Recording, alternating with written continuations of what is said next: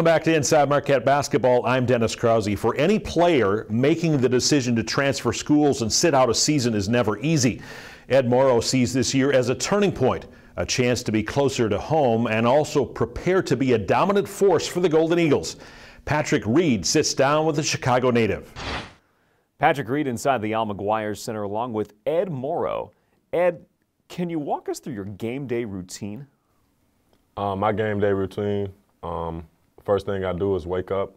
I got to get in the gym. I got to get some shots up that morning. Prior to the game, after walkthrough, I like to get a nap in. And when I'm at the gym, I just like to zone out. I like to listen to my own music. I just like to keep to myself and really just get mentally prepared for the game. Was that difficult for you to adjust to not playing this season, having to get used to, okay, I'm not going to be in the game, but I've got things that I want to accomplish before the game? Right, and so this season I've been mainly focusing on getting in the gym. So I treat game days just like my game days and every practice like it's my game day. And so I've been preparing every day, making sure I'm going to bed on time, making sure I'm eating right, making sure I'm taking care of my books just as if I am in season. And I think that's the biggest thing that keeps me motivated throughout this season is just treating every day like a game. You have those little things you're working on. Did you have any specific goals in mind when you got here to Marquette on things you wanted to improve? The ultimate goal is just get better. And the only way to get better is to be committed to it and be committed to the process. And I think that I have been doing that. And I know for a fact that my coaches have been doing that and pushing me to get better every day. And my ultimate goal was just to be a better player. One area I know you've improved in is your outside game. Your three-point shooting is getting a little bit better. How did that come about?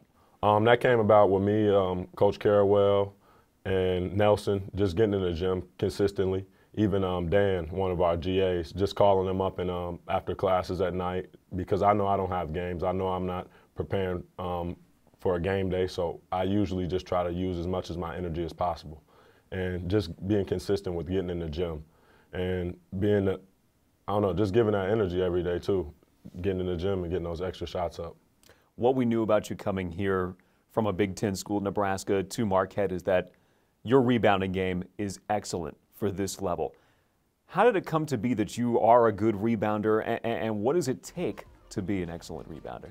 I think the number one key to being a good rebounder is wanting the ball. Since I was a kid, I've always wanted the ball, and we used to go play at the park and stuff. I played with older guys, and my number one thing my mom would tell me is in order for me to get the ball, you have to rebound it. And I think that became a habit. You know, I come from the city of Chicago. It's pretty nitty and gritty there. And it's just it's a tough place to grow up.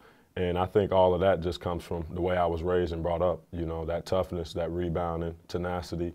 And I just try to build on it every day and rebounding and trying to get better at it.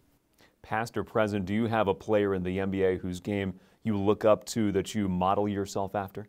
One of the people that stand out a lot to me is Kenneth Faried.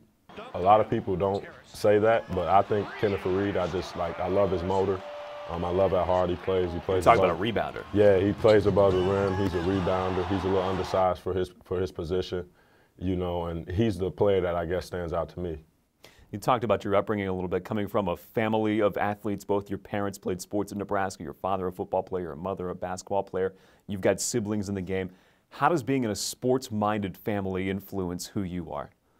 Being in a sports-minded family, I think that just even makes it more exciting. We're very competitive.